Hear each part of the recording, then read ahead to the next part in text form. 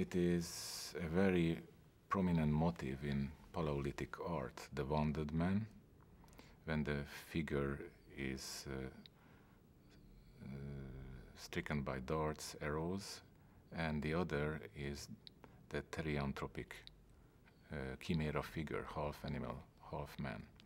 The second one shows the shamanic transition to the power animal, so transformation.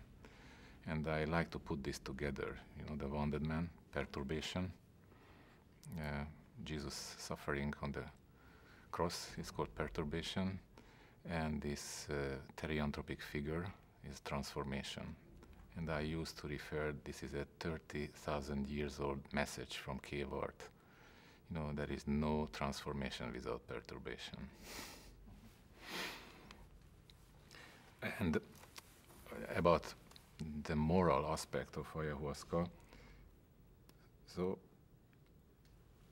what I went through, that ayahuasca depicted me, my lies and misdeeds, this is in line what dozens of Amazonian tribes of the Amazon basin, they say about ayahuasca, that it is a very profound moral teacher.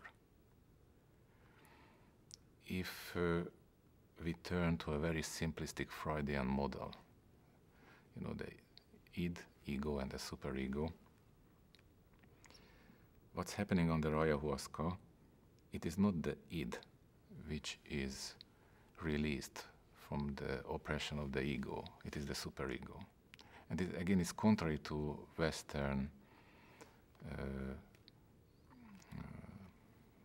thinking. Many of my colleagues, the best psychologists, they suppose that this kind of decoctums are witch's brew because they release the caveman, the id. No. Contrary, it is the superego, or really, or social self, which is released. And this very unique effect, what I suppose can make ayahuasca to be very important in the treatment of violence and aggressive behavior. We have really no effective treatment for that. Allegedly, the shooter at the Virginia Tech school, he was on SSRIs. This is what he usually give for prevention of impulsive, violent behavior.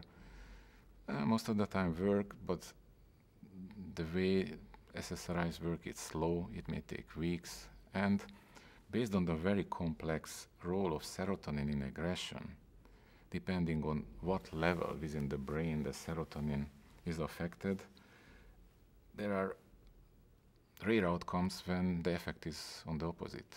Yeah, there are reports that SSRIs can increase the risk of suicide,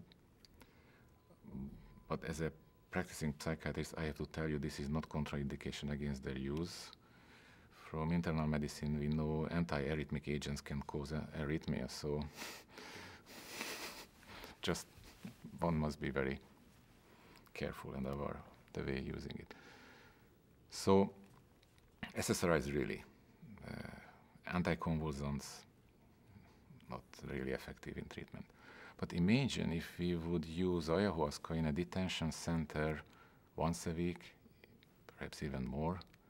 Perhaps after 1 month you would see some change in the behavior, because when in Brazil we use ayahuasca for 2 weeks and we are using it on every other day, I can see day after day how the group cohesion builds up, how the most irritating people can change and not becoming pests anymore.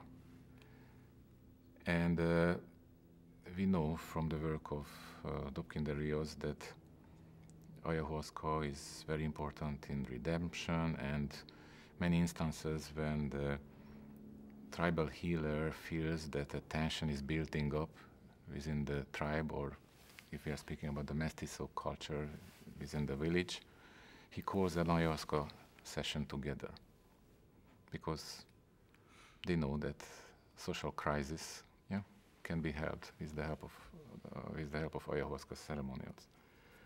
And I like to refer to the practice of the warrior tribes, the headhunters. They, in the past, they used ayahuasca not before they went into warfare, no, after returning, very quickly, right away, because the DMT in ayahuasca, which is very quick and with its very quick and strong action serotonin system, it shuts down aggression right away, shuts down impulsivity. So again, this is one aspect of DMT it's easy to overlook. We always focus on the hallucinogenic effect and not looking that serotonin is very much involved in socializing behavior and increasing serotonin action, what DMT does, this is in the way of helping the socialized behavior.